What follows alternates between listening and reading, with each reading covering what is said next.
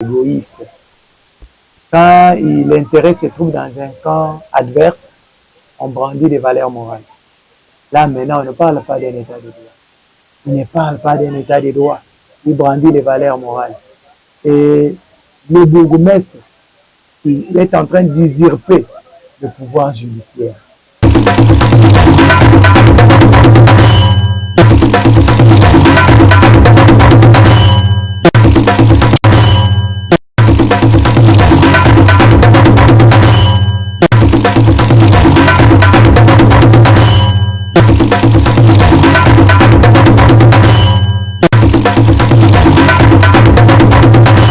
Le problème qui se pose ici à Baumbo, c'est l'expression d'une démolition méchante mise en exergue par le bourgmestre depuis l'époque mars 2023, qui de nos jours est en train de produire de mauvais fruits par le fait que les gens étaient démolis dans leur innocence au moment où ils avaient tous les documents possibles.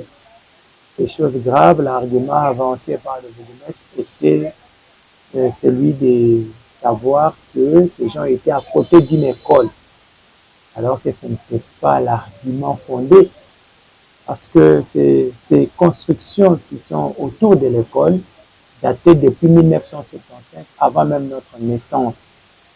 Et bien, tous ces gens possédaient des documents en bonne et due forme. Ce que je m'étonne aujourd'hui, c'est que l'erreur de l'État peut-il être payée par la population? L'État représente les parents, la population, surtout ce qu'on appelle enfant.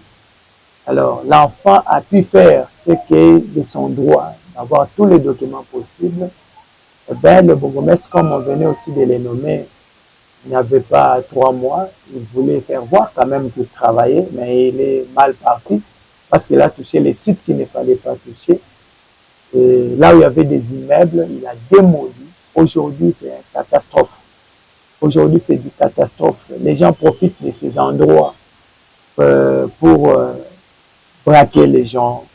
Il y a des criminels qui opèrent. Il y a des kounouna qui opèrent. Et c'est devenu maintenant l'urinoir. Tout le monde vient déposer des matières fécales. C'est du n'importe quoi maintenant. Même le terrassé qui était bien entretenu maintenant. N'en parlons pas, c'est devenu foutu. Ces endroits où il y avait des immeubles, parce que c'était à côté d'une école, le bourgmestre a placé le dépôt de Makala. Quelle injure, quel sabotage. Je ne sais pas, le chef de l'État ne peut pas tolérer des choses pareilles. J'ose croire que le chef de l'État n'est pas au courant de tout ça. Ça, je le dis sincèrement. Parce que quand même on fait appel aux expatriés de venir investir dans le pays, c'est-à-dire qu'on fait confiance à l'État. L'État est censé leur donner des documents. Ces mêmes documents, ce sont les documents que les Congolais possèdent. Comment ces documents ne peuvent-ils pas être considérés? A-t-elle assez même de toucher une église qui datait de longtemps, démolir une église? Aujourd'hui, avril 2024, nous constatons maintenant à l'intérieur de l'école, il y a une chambre froide de soi-disant commerçants qui est construite. Je ne sais pas à qui profite l'intérêt, à qui profite le jeu. Nous posons des questions. Nous demandons vraiment que ce genre de choses ne continuent pas et que ces gens soient vraiment rétablis. D'abord, pour être précis, il s'agit du quartier Baumbo 1, en face de Mutoto. Ce site date depuis l'époque de Mobutu. Et la construction, c'est une construction ancienne, depuis 1975 jusqu'à nos jours. Alors, quand on vient pour démolir, il faut d'abord se référer aux documents. Si les gens ont des documents, pourquoi démolir? C'est ça. En fait, c'est que je fais comme étude de l'état des droits congolais, bien entendu. Les gens parlent d'un état de droit quand il y a leurs intérêts égoïstes. Quand l'intérêt se trouve dans un camp adverse, on brandit des valeurs morales. Là, maintenant, on ne parle pas d'un état de droit. à l'instar de ce qui s'est passé à Baoumbu, parce que les gens sont à côté de l'école, pas à l'intérieur de l'école. Ils ont construit et ces endroits ont été remis, ont été vendus par l'État parce qu'il n'y a pas leurs intérêts pour l'instant. Le pouvoir actuel, le pouvoir communal bien entendu, parce qu'il n'y a pas leur intérêt. Il ne parle pas d'un état de droit, il brandit les valeurs morales. Et le bourgmestre, il est en train d'usurper le pouvoir judiciaire. Ce n'était pas à lui de venir démolir parce que la justice existe. Je n'ai jamais vu le chef de l'État, même si quelqu'un a un problème, aller se mêler dans cette affaire. Il commence par faire appel à la justice. C'est un état de droit.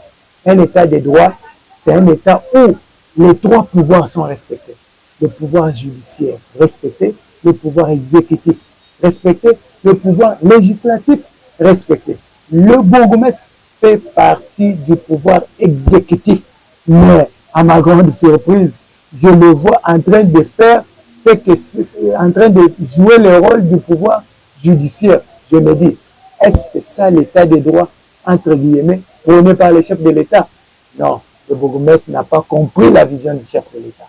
Et ce qu'il a pu faire, normalement, si c'est un état de droit, je demande alors que le bourgmestre soit aussi poursuivi de cet acte. Parce qu'il y a quand même les gens, il s'agit pour être précis, il s'agit de la commune de Matete, quartier Baoumbu.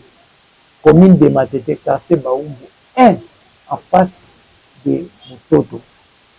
Alors, cet état de droit prôné par le chef de l'État, oui, le chef de l'État est en train de le faire, de le respecter, mais ses collaborateurs ne le respectent pas du tout. Quand il y a leur intérêt, ils brandissent l'état de droit. Quand c'est l'intérêt dans le cas adverse, le cas de la population, ils brandissent la valeur morale. Quelle est cette valeur morale? Ils sont à côté de l'école. Mais là, il n'y a pas l'existence de l'état de droit. Et aujourd'hui, nous voyons une chambre froide construite à l'intérieur de l'école. À l'intérieur de l'école. Et si nous partons même loin, entre ceux qui étaient hors et ceux qui se construisent maintenant à l'intérieur, qui a raison, qui a tort? À qui profite le jeu? D'une manière succincte, il y a un adage qui dit le respect est réciproque. Et c'est que c'est l'état de droit. C'est ça l'état de droit. L'enfant respecte un adulte, l'adulte respecte l'enfant. Nous, en tant que population, nous avons fait ce que nos droits d'avoir les documents légaux. C'est à l'État de protéger les droits fondamentaux de ses citoyens. Ce qui n'a pas pu se passer, c'est que l'État n'a pas pu le faire par les trichements du bourgmestre. Je lance un cri d'alarme au chef de l'État pour dire que les gens qui subissent innocemment qui ont subi innocemment cette démolition puissent être rétablis dans leurs droits. En tant qu'opérateur économique, nous avons besoin aussi de la sécurité. Ces endroits, c'est devenu un endroit où l'insécurité bat son record. Et quand l'insécurité bat son record, nous, les opérateurs économiques, nous sommes fragilisés. Nous sommes détruits à petit feu. Et quand un opérateur économique est détruit, c'est un manque à gagner pour l'État. Et ces gens dont on a démoli faisaient partie aussi.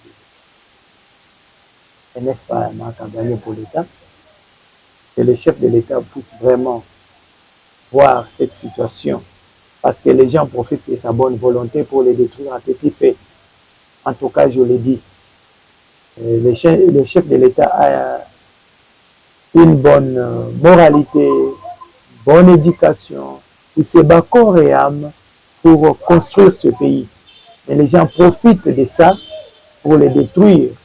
Et parce que maintenant, c'est la population qui voit le chef de l'État. On ne voit pas le bourgmestre. Le bourgmestre est effacé parce qu'il travaille sous le mandat du chef de l'État. Nous demandons au chef de l'État, avec amour et tout respect, de revoir cette situation et rétablir cette population dans leurs droits.